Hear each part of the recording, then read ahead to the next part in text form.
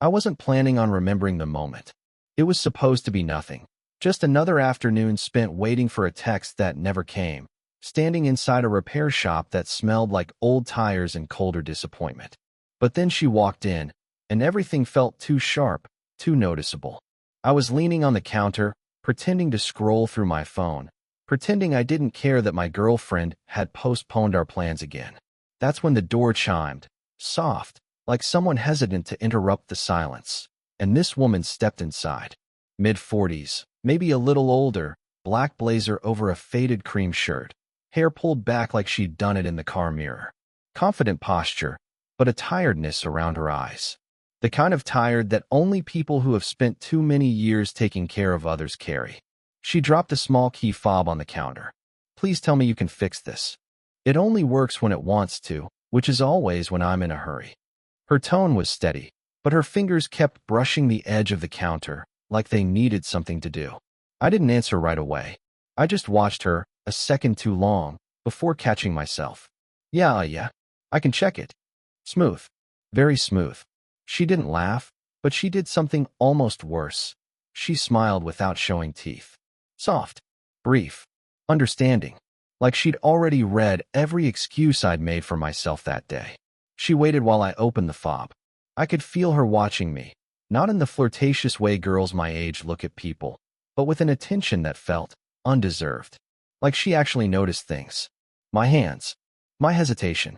The fact that I kept checking my phone every few seconds even though no one was messaging me. You waiting on someone? She asked casually, her eyes drifting to my screen. I shrugged.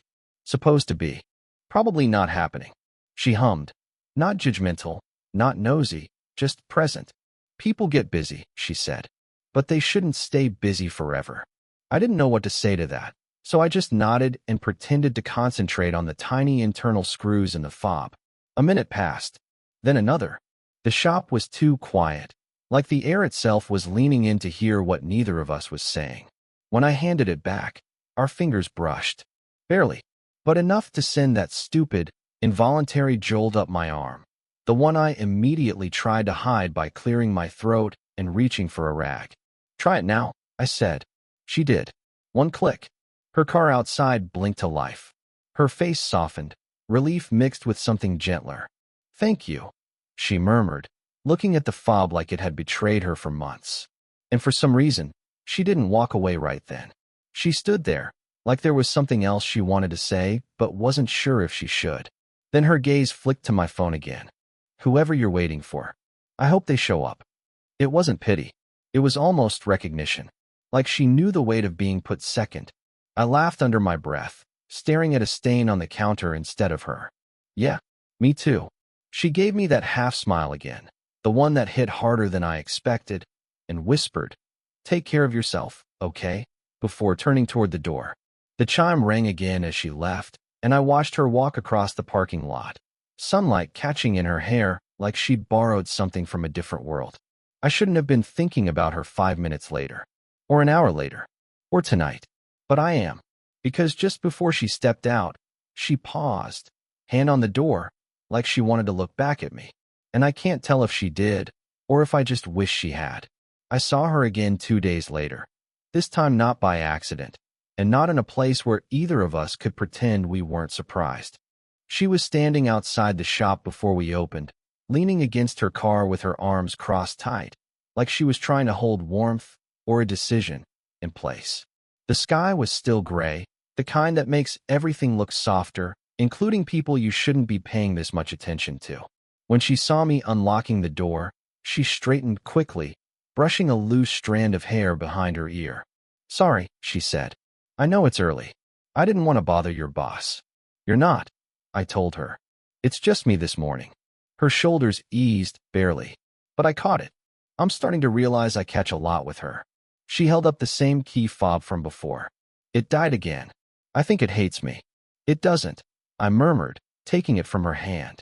Her fingers were cold this time. A different kind of cold. The kind that comes from being tired before the day even starts. Inside, she followed me to the counter. She didn't talk much, not like last time. She kept scanning the shelves, the floor, anywhere but my face. Something in her was tighter today, as if she was afraid that if she relaxed even a little, something would spill out. "You okay?" I asked, trying to sound casual. She opened her mouth, then closed it again. She stopped. A slow breath. Having one of those weeks. That was it. No details. No explanation. Just a small confession released into the air like she trusted it not to fall too hard. I wanted to ask more, but I didn't. Maybe because she looked like she would break if someone pushed too gently. Instead, I focused on the fob, pretending not to notice how she rubbed her thumb across her palm, over and over, like she was smoothing out something invisible. Or how her laugh, when she finally attempted one, was short and thin, not the soft, warm version from last time. "It's a simple fix," I said.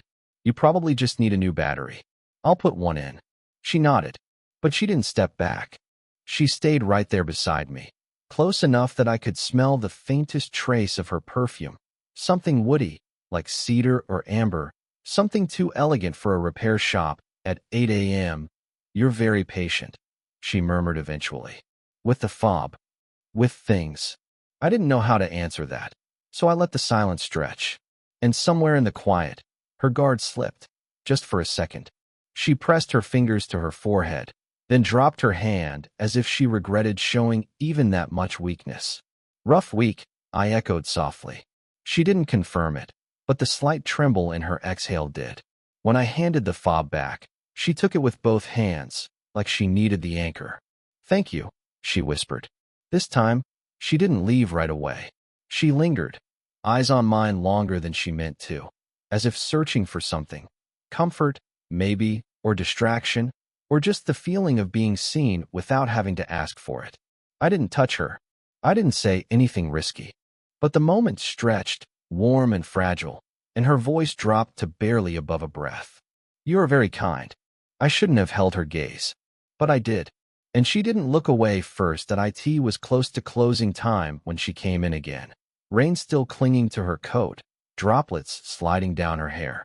She apologized as soon as the door shut behind her, even though she wasn't late, even though she never needed to apologize to me. "I didn't want to drive home with that light on," she said, gesturing toward her dashboard through the glass. "It started blinking after I left work." I didn't know who else to ask. There was something in her voice tonight. Not fear, but a kind of quiet embarrassment, like she hated needing anything from anyone. I grabbed my jacket from the hook. "Let me take a look. It'll just take a minute." She followed me outside, standing close because the canopy didn't fully cover us. The rain hit her shoulders, darkening the fabric, but she didn't move away. The parking lot was almost empty. Streetlights flickered. Everything felt too still, like the world was holding its breath for reasons it didn't want to explain. "Pop the hood," I said. Her hand brushed mine as she reached past me. Not intentionally, just proximity. But I felt it anyway. I always feel it. While I checked the wiring, she hovered near the front bumper, arms wrapped around herself. She looked tired again, but not the same kind of tired as last time. This one had weight in it. "You ever have those days," she murmured suddenly, "where you keep telling yourself you're fine, and then some tiny thing goes wrong, and you realize you're not?" I stopped pretending to adjust the fuse. "Yeah," I said quietly. "I know that kind of day." The hood cast a shadow over us, the rain a soft curtain around the edges. She stepped a little closer, eyes reflecting the streetlight. I had the absurd thought that she didn't look like someone in her 40s. She looked like someone holding too many years in her hands and not enough in her arms. "I don't usually talk like this," she said. "Not to people I barely know." "You don't feel like someone I barely know," I admitted before I could stop myself. Her breath caught, not fully, but enough to feel like something fragile had slipped between us. She blinked, slowly, like she was weighing something she wasn't supposed to consider. "Don't say things like that," she whispered. "Why?" "Because it makes me forget the rules." There it was, the first crack of confession. Not spoken directly, but sitting heavy in the air between us. Before either of us could say anything more, her phone buzzed sharply. She flinched. The name on the screen lit her features. I saw her jaw tighten, her thumb hesitate over the button. "Work?" I asked, even though it didn't look like work. "No," she said, voice clipped. "Someone who always calls at the wrong time." She silenced it, but didn't answer. And she didn't explain. She didn't have to. The silence filled it in for her. I finished the check quickly. It's nothing serious. Loose connection. You're okay to drive. She let out a breath. Not relief exactly, but something close. Thank you, she said again, softer. Then after a beat, I feel like I keep showing up here, on the edge of falling apart. I'm sorry. You don't have to apologize to me. Lightning flashed somewhere far behind the clouds. She looked at me then. A look too long, too warm, too searching. I shouldn't stay, she whispered. Then why are you still here? I asked before thinking. Her lips parted, just slightly. She didn't answer, didn't move, didn't correct me. Her hand lifted a fraction, just enough that for a heartbeat, I thought she might reach for me. But she didn't. She let it fall, barely brushing my sleeve as she stepped back. I should go, she said, though her voice didn't match her feet. She turned toward her car and paused, as if one more step would cross a line she didn't trust herself to come back from. And I stood there under the rain shadow, watching her fight the urge to turn around. She didn't come back for 3 days. I told myself I didn't care, that it was normal, that she had no reason to show up in a place that only mattered because I'd begun building entire days around the chance of seeing her wall through the door. Then, late on the 3rd evening, when the shop was already dark and I was sweeping without really sweeping, her silhouette appeared on the other side of the glass. She didn't knock. She just waited, hands in the pockets of her coat, shoulders drawn in like she'd talked herself into coming and already regretted it. I unlocked the door without a word. You're closed. I know, she murmured as she stepped in. Her voice was thinner than usual. I just needed a quiet place for a minute. You can stay, I said, trying not to sound like I'd been waiting for her. She stood in the center of the shop, looking out of place beneath the fluorescent lights. Too human, too fragile, too real. She took a long breath and released it slowly, like she was trying to push out a feeling she couldn't name. I shouldn't be here, she said. You've said that before. And I meant it. But you're still here. That made her laugh, soft, defeated, not happy. Yeah, she whispered. Which is exactly the problem. She moved to lean against the counter, fingers tapping anxiously.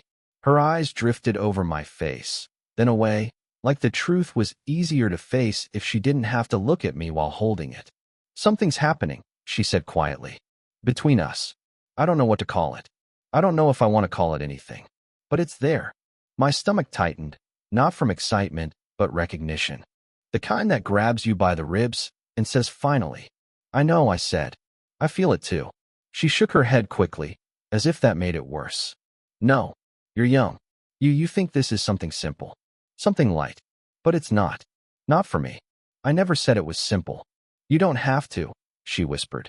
She pressed her thumb to her bottom lip, thinking, I'm old enough to know what this kind of pull can ruin. The word pull landed between us like it had been waiting to be said. I stepped a little closer, not enough to scare her, but enough that I didn't have to raise my voice. I'm not trying to ruin anything.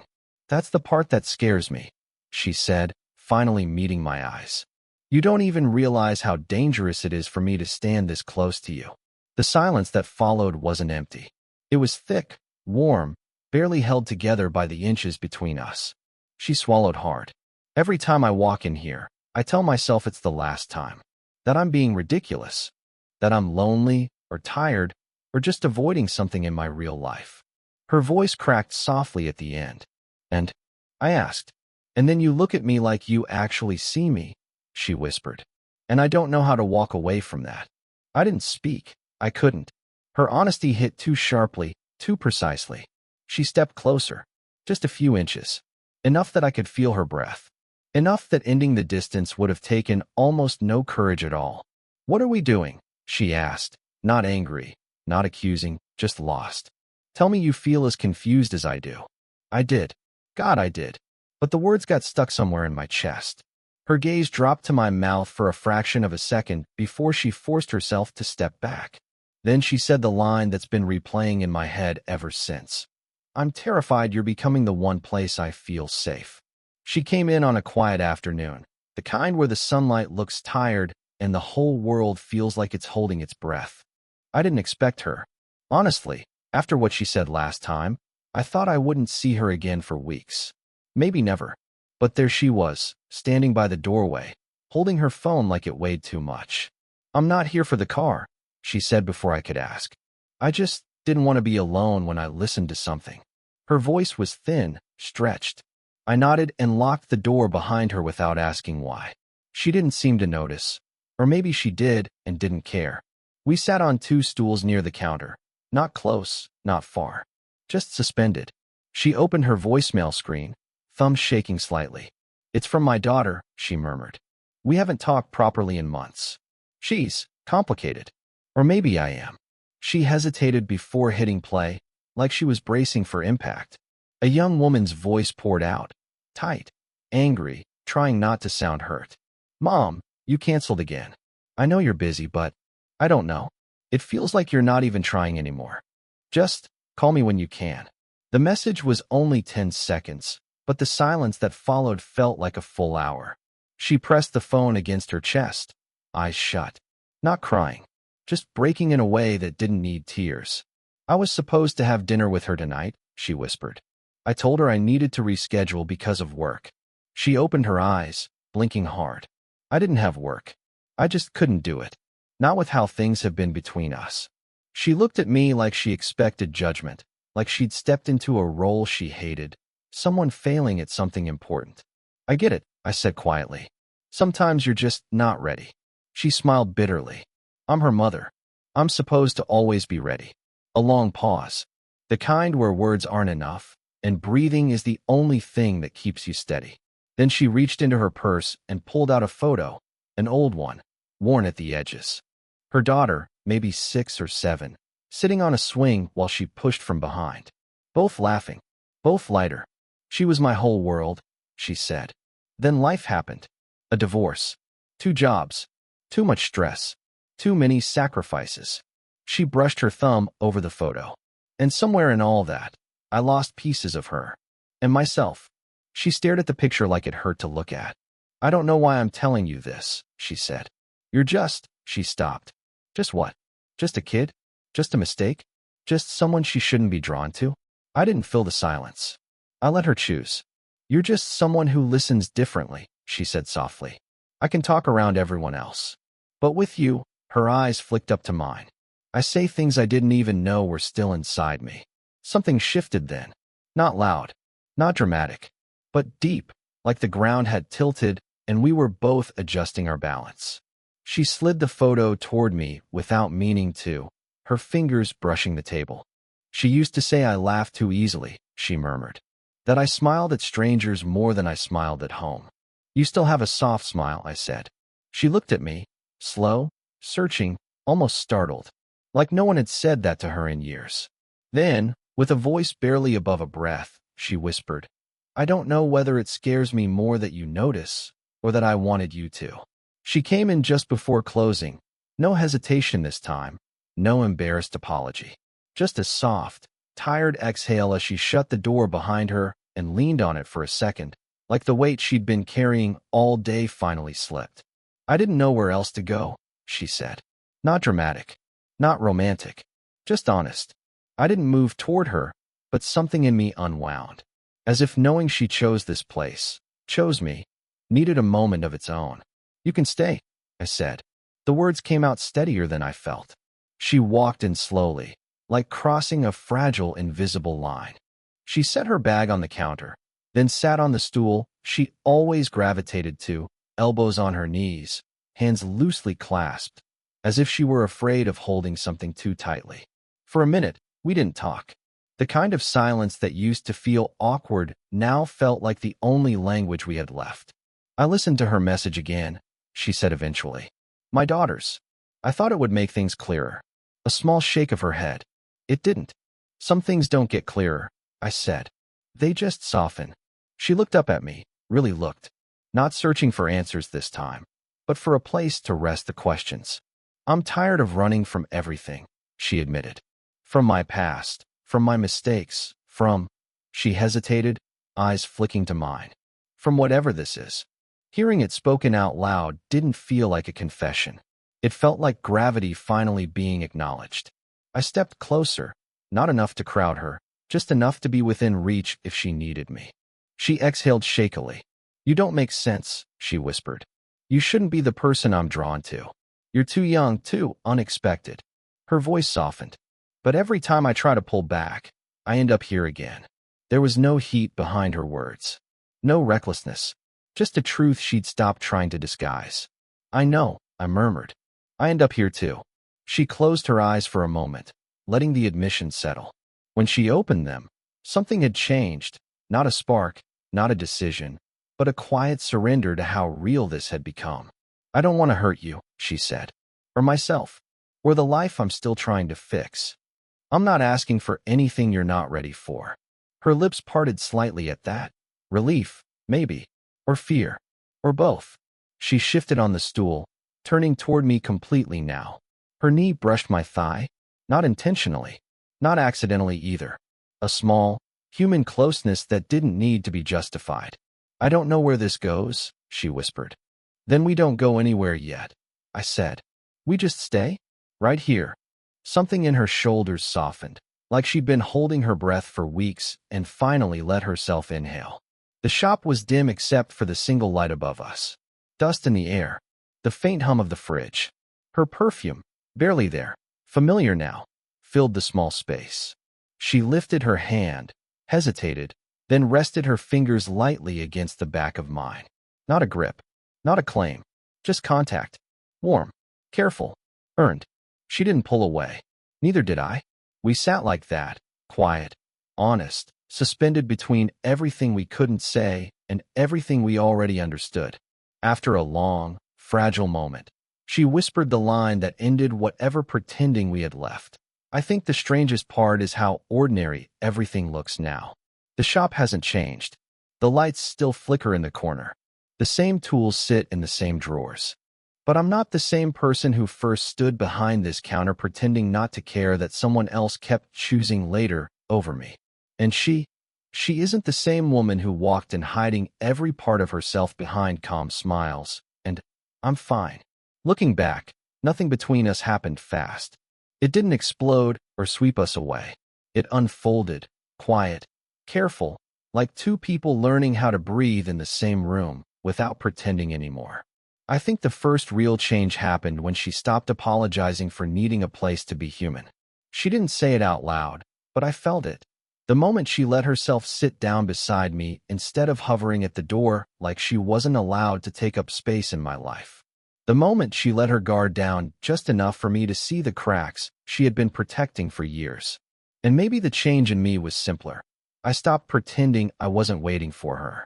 I didn't plan to. I didn't want to be the younger guy with a crush. But I also couldn't keep ignoring the truth that she made me show up differently. More honest, more present, more willing to quiet parts of myself I never realized were loud. We never called it love. We still don't. We call it showing up. Listening. Letting someone matter without needing to make it dramatic. She told me once that she used to measure relationships by certainty, rings, promises, futures drawn like maps. But what she learned with me was something softer. Sometimes love begins in the places where no one's performing, where nothing is expected, where two people simply stop running from themselves long enough to meet in the middle. And I learned that love doesn't have to look like movies or neat storylines. Sometimes it's a woman sitting across from you, rubbing tiredness from her eyes. Sometimes it's a voicemail she's afraid to hear. Sometimes it's silence, the good kind, the kind that holds you steady. We're still figuring it out, still taking it slow, still letting this be real instead of perfect. But I can tell you this much. When she sat beside me that night, placed her hand over mine, and finally stopped fighting the pull between us, something in both of us settled. Not with fireworks, not with confessions, just with peace. And sometimes that's the afterglow people forget to talk about. The gentle place where two lives stop clashing and start aligning, even if only by a few quiet degrees. If this whole story taught me anything, it's that love doesn't always arrive loudly. Sometimes it walks in with a broken key fob, a tired smile, and a heart that doesn't know how to ask for help. And if you're lucky, you learn to listen before you lose it. I think we both did. If this story made you feel something, let me know in the comments. Would you want more stories like this?